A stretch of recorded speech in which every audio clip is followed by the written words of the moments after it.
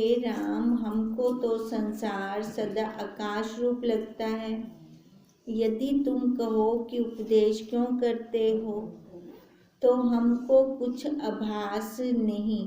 तुम्हारी ही इच्छा तुमको विशिष्ट रूप होकर उपदेश करती है। तभी हम कह रहे थे ना, जहाँ चाह वहाँ राह, वैसे ही हमारे आगे हो जाता है। फिर हमको विश्व सदा शून्य रूप भासमान है।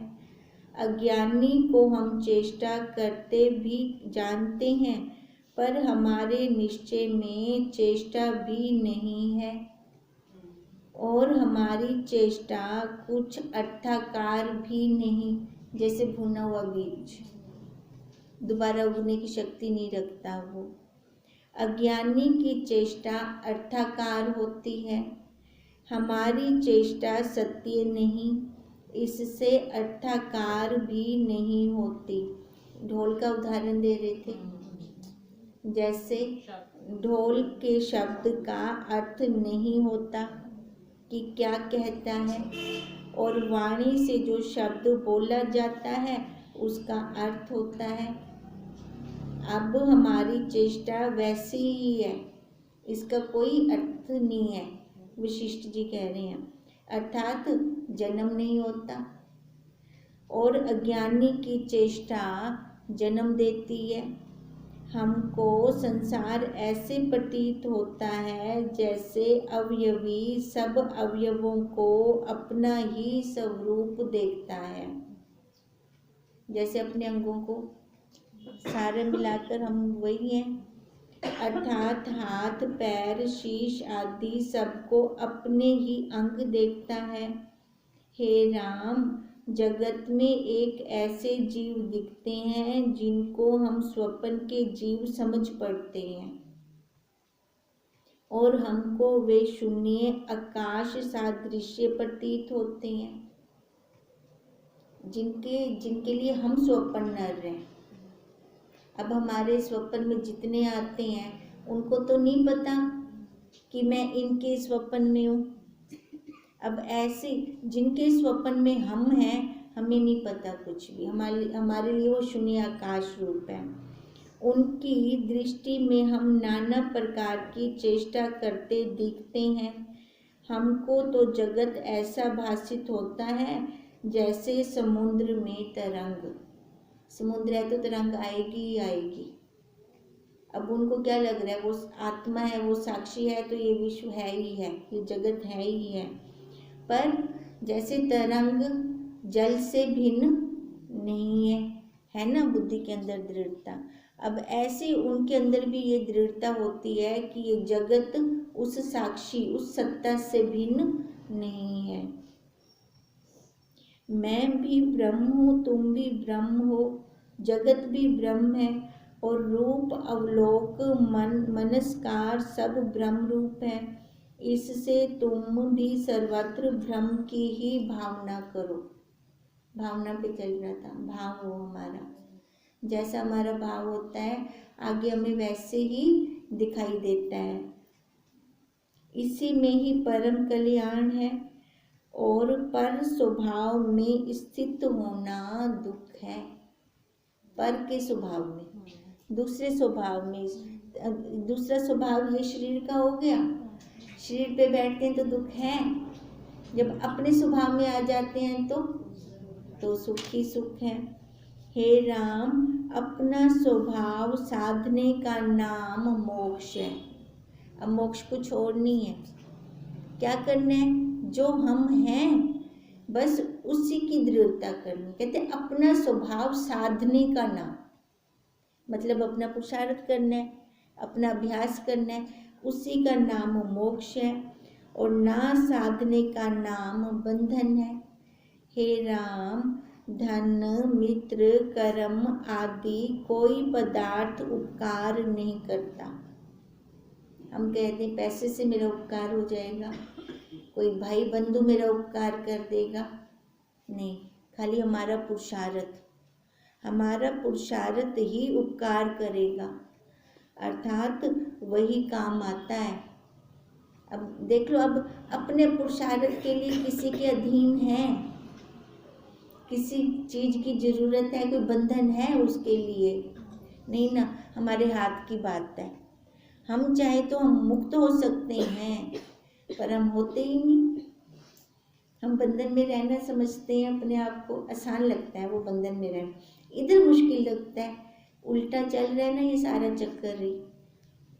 अतः एवं अपने चैतन्य स्वभाव में स्थित होना और पर स्वभाव का त्याग करना ही ठीक है। ठीक क्या है? यही तो, अपने स्वभाव में आ जाएं हम। जब अपने स्वभाव में स्थित होंगे तब सब अपना ही स्वरूप प्रतीत होगा।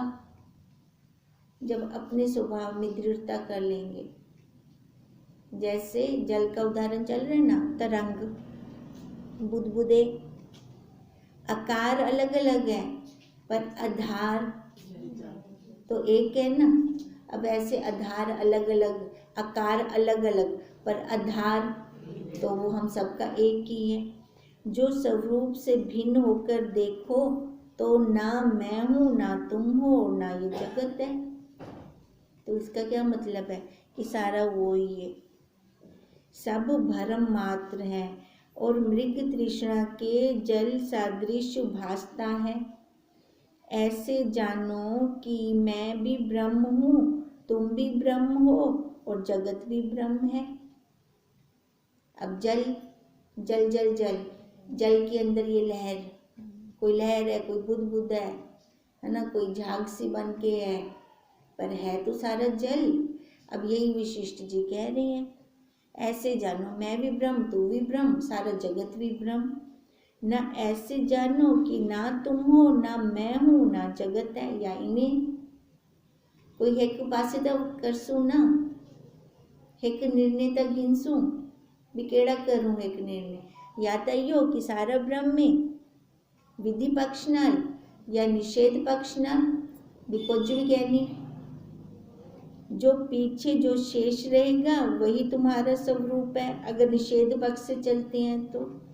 हे राम, जिन पुरुषों को ऐसा निश्चय हुआ है कि मैं तुम और जगत सब ब्रह्म है, अथवा मैं तुम और जगत सब मिथ्या है, उनको फिर कोई इच्छा नहीं रहती। कहते हैं जो पुरुष चाहे विधि पक्ष से चले चाहे निषेध से चले, एक पे तो टिक गए, विधि पे चले तो सारा उन्होंने वही कह दिया।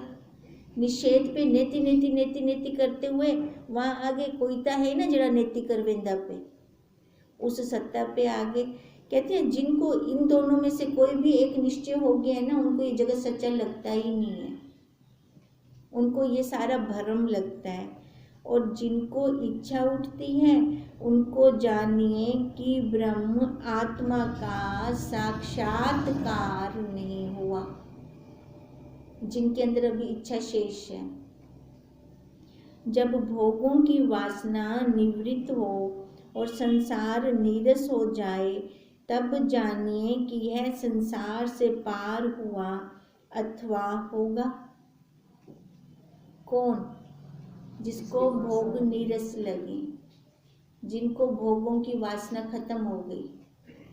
फिर कहते हैं उसको तू जान ले, या तो अज पूजा या कल पूजा, और पूजे जरूर वैसे, है ना, क्योंकि चल पड़ा है ना, उसको वैराग्य आ गया ना, तो मतलब वो पहुंच जरूर जाएगा। चला तो सही, अब जो चल पड़ा है दिल्ली के रास्ते पैदल वेंदा पे, तो जिससे तो सही, क्योंकि घरों तो निकल गए। अब ऐसा ही है, जो चल पड़ा है एक बार, जिसको संसार एकदम नीरस लग रहा है, फिक्का फिक्का लग रहा है, वो पहुंच जरूर जाएगा। हे राम, यह निश्चय करके जानो कि जिसकी भोगों की वासना क्षीण हो जाती है उसका स्वभाव रूपी सूर्य उदय होता है।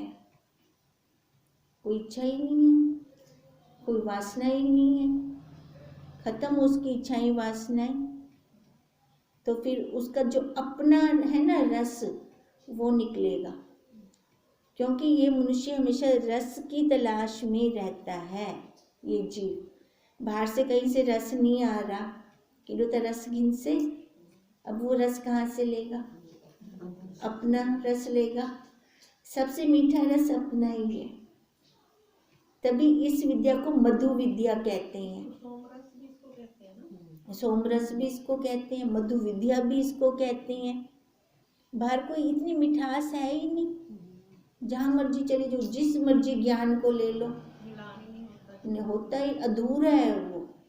पूर्ण यहाँ पे हो, तृप्ति होती है यहाँ पर। इसको लेने के बाद कोई दूसरे रस लेने की जरूरत ही नहीं है फिर। तभी उसको कहते हैं, उसका स्वभाव रूपी सूर्य उदय होता है और भोगों की तृष्णा रूपी रात्रि नष्ट हो जाती है। यद्यपि उसमें प्रत्यक्ष भोगों की तृष्णा दिख पड़ती है तो भी भीतर वासना जाती रहती है। व्यवहार तो करेगा ना। अब व्यवहार में तो सारा कुछ चाहिए, पर अंदर से नहीं। व्यवहार काल के लिए चाहिए, पर उसके पीछे भागना नहीं है, उसकी पकड़ नहीं है मन के अंदर। चिड़ियों को देखा है, पक्षियों को देखा है, उस टाइम खा लेते हैं फिर उड़ जाते हैं। कोई है नहीं कि भर के पेटी भर रखूं मैं दानों की। कैसे? अब अपने उसमें जी रहे हैं ना, मस्त होकर जी रहे हैं। कहते हैं जो ज्ञानी होते हैं ना, वो भी ऐसा होता है। वर्तमान के लिए व्यवहार होता है उसका, उसके बाद वो वैसे का वैसे निर्लेप हो जाता है। यद्यपि उसमें प्रत्यक्ष भोगों की तृष्णा दिख भी पड़ती है तो भी भीतर वासना जाती रहती है और ब्रह्म सत्ता ही उसमें भासित होती है। उसके रोम रोम से वही निकल रहा होता है। व्यवहार तो खाली व्यवहार काल के लिए ही रहता है उसका। संसार की ओर से वह सुषुप्त और मृतक के समान हो जाता है।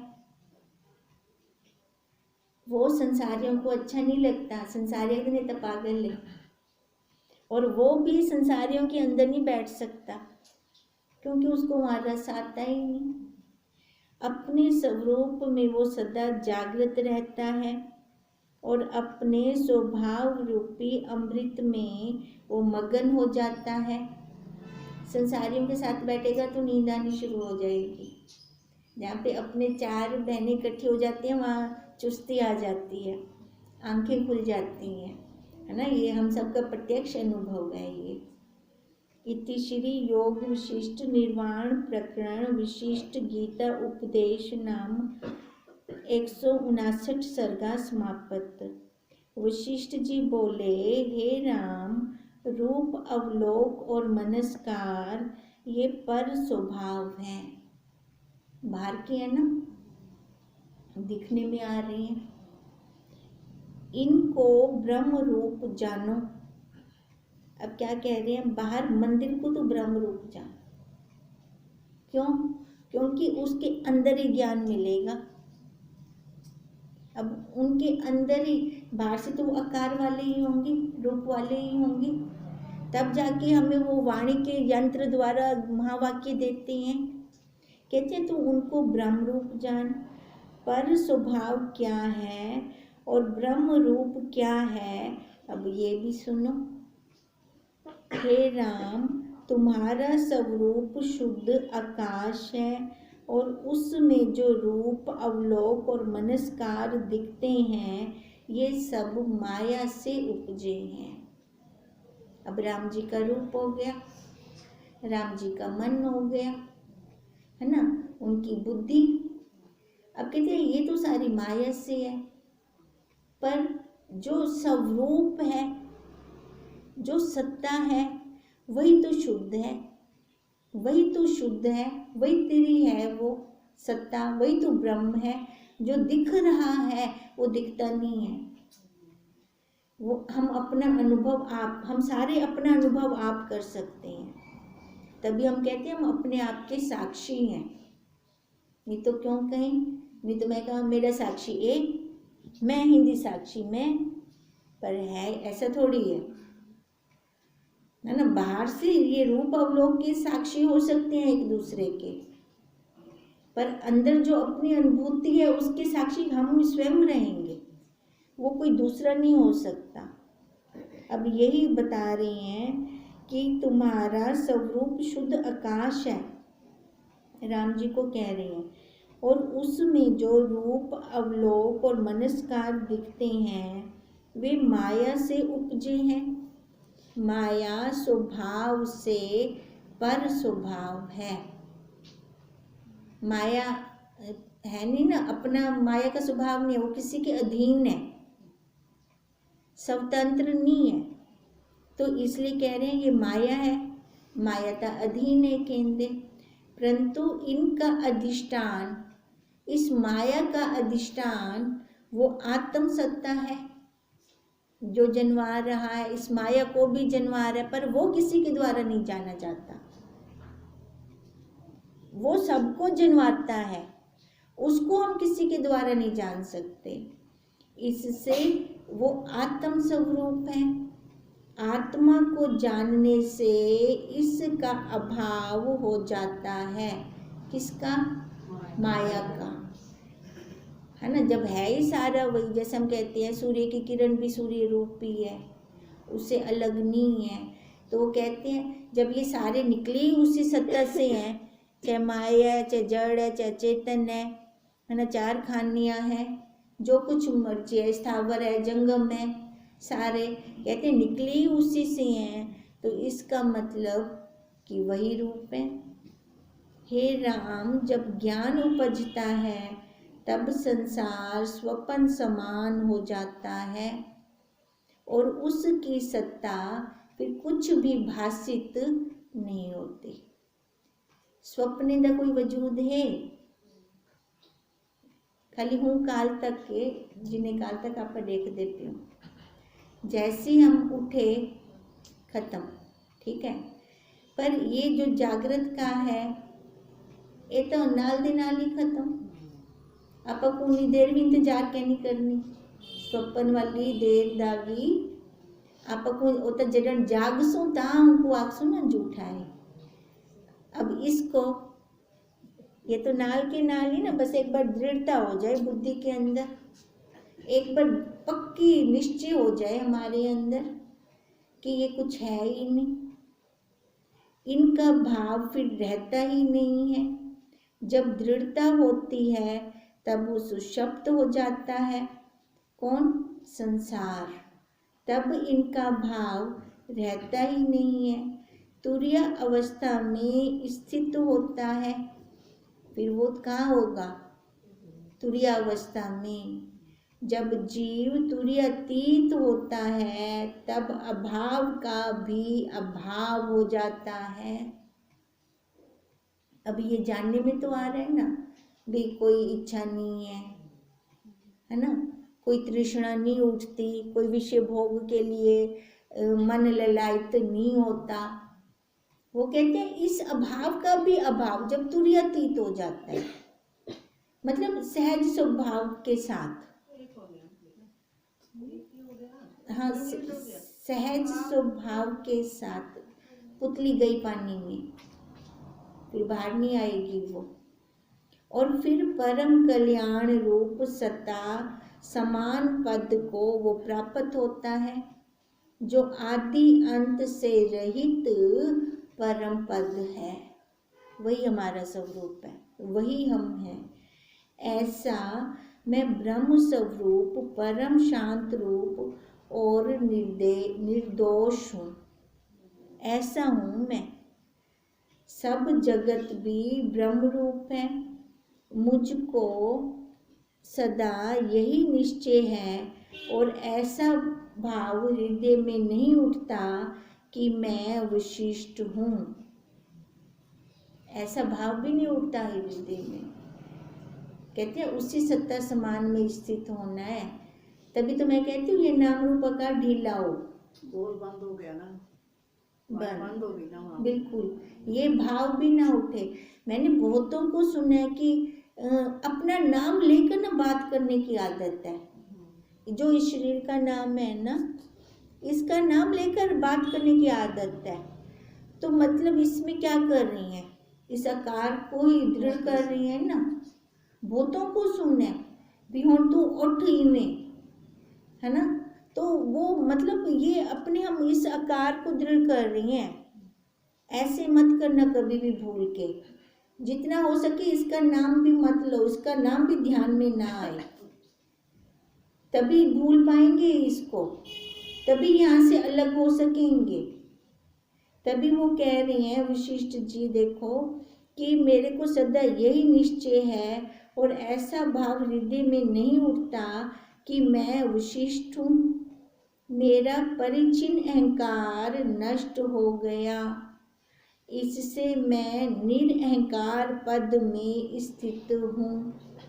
जब तुम ऐसे होकर स्थित होवोगे तब परम निर्मल स्वरूप हो जाओगे, फिर करना नहीं पड़ेगा, कोई है नहीं आगे कोई रुकावट। आगे तो है ही वो पर जड़े तेरे को बंधन है ना ये शरीर वाले, खाली हिना को हटावन दा पुरुषार्थ है, उनको पावन दा पुरुषार्थ कहनी, वो है पड़ा हमारे पास। इस नासमझी को हटाने का पुरुषार्थ है, बस झूठ को हटाने का पुरुषार्थ है, वो पाता पुआया है। जैसे शरत काल का आकाश निर्मल होता है वैसे ही फिर तुम भी शोभित होवोगे, हट जोगे बादल लगो। हे राम, पुरुष को कैसे बंधन होता है जिससे वह आत्म पद को नहीं प्राप्त होता, यह भी सुनो। हे राम, पुरुष को कैसे बंधन होता है जो वो आत्म पद को प्राप्त नहीं होता, ये भी सुनो। ये बंधन केड़ा है भी जो असा अपने आत्म पद को नहीं प्राप्त थी सकते। प्रथम धन और ग्रह का बंधन है ना, देखो मोह शक्ति, दूसरा भोग की तृष्णा और तीसरा बांधुओं का बंधन। ये मेरा परिवार है, ये मेरे रिश्तेदार हैं। एक बात बोलो अंदर की, अगर कहीं भी किसी भी परिवार में कोई तरक्की करता है ना, सबसे ज़्यादा दुख या मन के अंदर भाव भी गलत विचार भी उन्हें रिश्तेदार को ही आमदे, बाहर वाले तीजे बंदे को क्या नहीं आमदे। जब इन्हें कुछ पता है बोला क्या दर रुकना है ना, क्यों रुकना। जब कोई भी तरक्की करता है या जिसके कोई भी बच्चे आगे निकलते हैं तो बीच में जो भी दुख होता है या राग या द्वेष वाली भावना होती है, ऊपर से भले हमारे साथ खड़े हों पर अंदर से नहीं होंगे। वो जलन की भावना, जेलसी की भावना भी अपने ही इर्द गिर्द रिश्तेदारों में ही होती है। किसी तीसरे को कोई मतलब नहीं पड़ता, किसी तीसरे को कोई फर्क नहीं पड़ता, है ना। तो फिर ये समझदारी अपनी बढ़ाएं, हम अपनी समझदारी नहीं बढ़ाते। हमारे साथ कंधे से कंधा मिलाकर खड़े जरूर होंगे पर अंदर से वो प्रसन्न नहीं होंगे।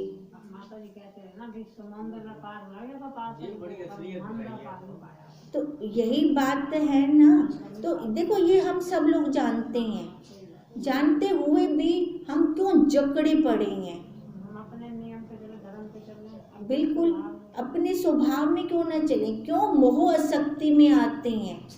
तभी तो वो कह रहे हैं, हे राम, पुरुष को कैसे बंधन होता है जिससे वो आत्म पद को नहीं प्राप्त होता, वो सुनो। वो बता रही हैं, प्रथम धन और ग्रह का बंधन, दूसरा भोगों की तृष्णा और तीसरा बांधुओं का बंधन। जिसको इन तीनों की वासना होती है उसको धिक्कार है, वो आत्म पद को नहीं पा सकता।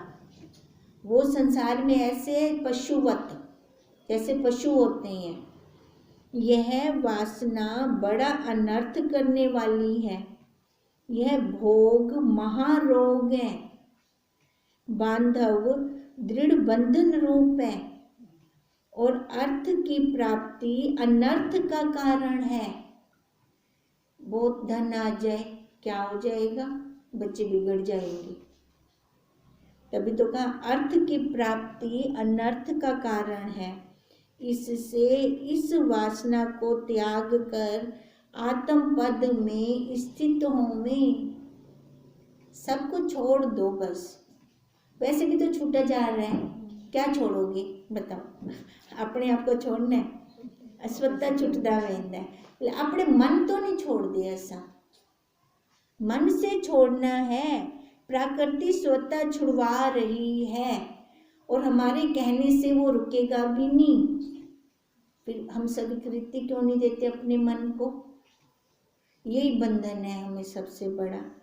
यह संसार भ्रम मात्र है, इसकी वासना करना व्यर्थ है ही नहीं यहाँ पे कुछ। जितने भी विषय हैं ना वो विष है और सुनहरी बोतल के अंदर है।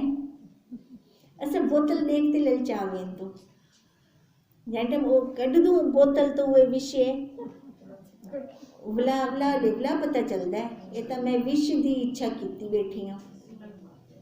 इसको सत्य ना जानना, यह जो तुमको संग और मिलाप प्रतीत होता है सो ऐसा है जैसे बैठे हुए स्मरण आवे कि मैं अमूक से मिला था तो उसकी वह प्रतिमा प्रत्यक्ष हृदय में भासित होती है। कहते हैं खाली हम अपने अंदर संस्कार भर के आ जाते हैं। किसी को मिला, किसी के साथ रहे, उसी को बुद्धि के अंदर बिठा लिया। अब वो हमारे साथ नहीं है, हमारे सामने भी नहीं है, पर उसको खा रहे हैं हम।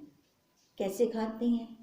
वो जो संस्कार भर के आए उसके द्वारा बैठे बैठे खा रहे हैं उसको हम। जैसे संकल्प से मन ने नगर रच लिया तो उसमें मनुष्य आदि के चित्र भासित होने लगते हैं। इमें वो सारे दृश्य सामने आ वेंदा है। वैसे ही इस जगत को भी जानो भी कुछ है नहीं। जितना वनो शीशे की तरह वनो विचों कुछ कैमरा बनते चाहते ना हो, हम कैमरा बन के संस्कार लेकर आ जाते हैं। हे राम, तुम मैं और यह जगत भ्रम मात्र और संकल्प नगर के समान है। स्वप्न का उदाहरण सटीक बैठता है यहाँ पे।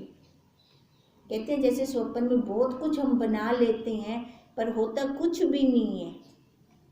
कहते हैं ऐसे बार बार तू दृढ़ता कर, बार बार तू जान ये बना कुछ नहीं, ये सारा भ्रम है।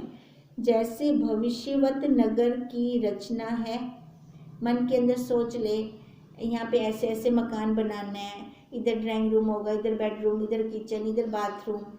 ये उसने सोचा ना, आर्किटेक्ट ने अपने माइंड के अंदर, दिमाग के अंदर कल्पना की ना। अगर उन्होंने जिमें कल्पना की थी होने वाला बना देता उन्हें, ठीक है। अब ऐसे हम कल्पना करके हम बना देते हैं, उसको सच्चा मान लेते हैं, जबकि बनता कुछ भी नहीं है। बनता कुछ भी नहीं है, सारा लय हो रहा है। वैसी ही यह जगत है। कर्ता, क्रिया और कर्म जो भासित होते हैं वे सब भ्रम मात्र हैं। केवल आत्म सत्ता ही अपने आप में स्थित है। बस यही दृढ़ता करनी है। ये क्या निकले हमारे